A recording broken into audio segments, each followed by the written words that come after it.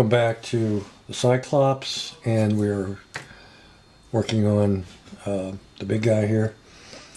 We've got the parts 1 and 2, the torso, we've got those put together, and the seams cleaned up. Not too bad on the seam work. We've got the head that will slide into this opening here, like, see if we can do this here, like so. And then we'll have to do some seam work, as you can see, where it attaches to the torso. But not too bad. So we got that put together. I'm working on the legs and the pelvis. Now, there's a certain way you have to put that together, and I want to go over that real quick. You can go ahead and put together the right leg. Go ahead and glue it as normal, but you don't want to put together the left leg, because the way they design this is you take the pelvis here, this is the front side of the pelvis, and you take the back of the left leg and you slide it into the pelvis like so, just like that.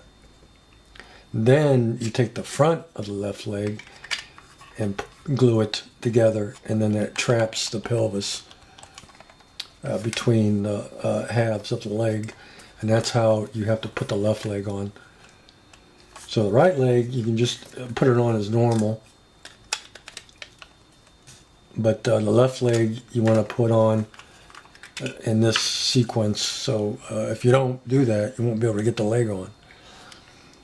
So just watch that, and then shouldn't have any issues with the legs.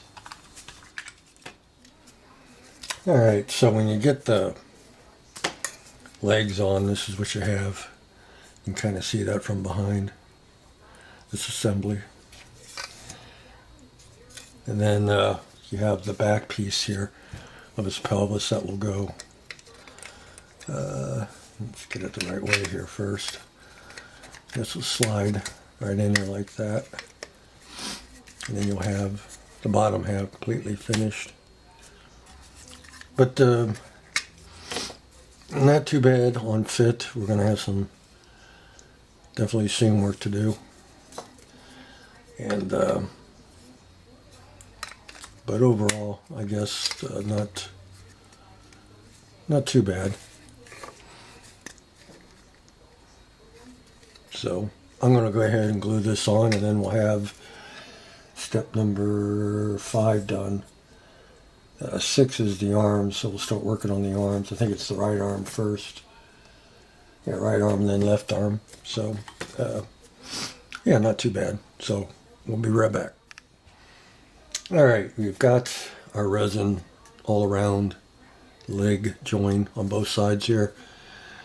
Down in his crotch area, we've got resin where it needed it. So you can kind of see that. It makes, using resin on plastic, you can really see the resin, so that kind of helps. Whereas when you use resin on resin, you can't tell. I'm working on Rachel from Blade Runner, and here is her dress. As you can see, her arms were 2 pieces, but you can't, the seam literally disappeared by using resin as my filler. You can't even see the seam, completely gone. So, but she's for another video.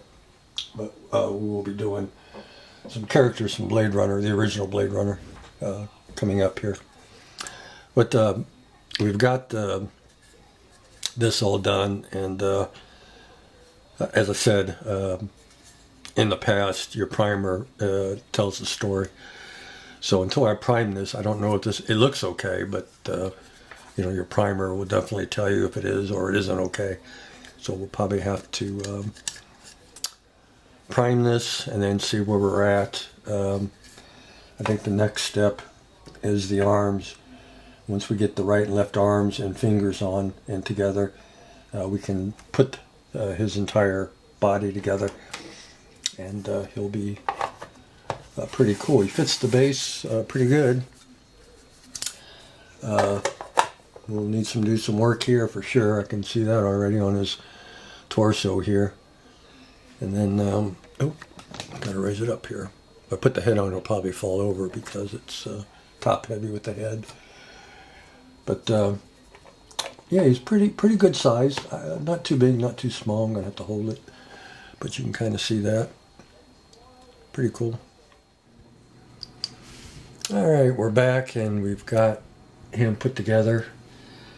We've got his torso attached to his lower half, which we just saw the lower half.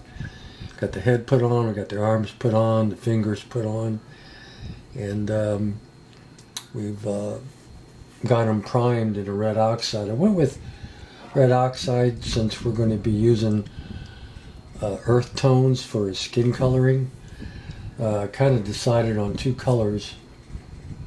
We're going to use this raw sienna for his upper half, and then the fur, his lower half. We're going to go with this burnt sienna, I think, which should look pretty good. The raw sienna, I might add a little bit of cream to it to lighten it up just a little bit, but those are going to be our two basic colors, so I went with the red oxide. There's some areas where I'm going to have to hit it with resin again. This thumb here on the right or left hand didn't fit very good at all, so I put a layer of resin on it, but we're going to have to hit it. I can see another layer of resin, but everything else I think looks pretty good. Just this spot here on this thumb, and a little here on this thumb, and I think the rest of them, I don't know if he's dry enough to touch yet. No, he's still a little sticky, but I think the rest will be all right. So I'm gonna let it sit overnight, and then we'll take a closer look and touch up where we need to touch up. But I think he's almost ready for paint, which will be another video. So there he is. The big guy has been assembled. I believe step 7, well actually step 8, is the cage our prisoner will be going into. So we have to get the big guy here taken care of. But yeah, so far so good. It's looking pretty cool. Alright guys, I think that's going to be it for this video. As I said, we're going to let this sit overnight now, let the primer cure, and go from there. Alright, take care. We'll see you.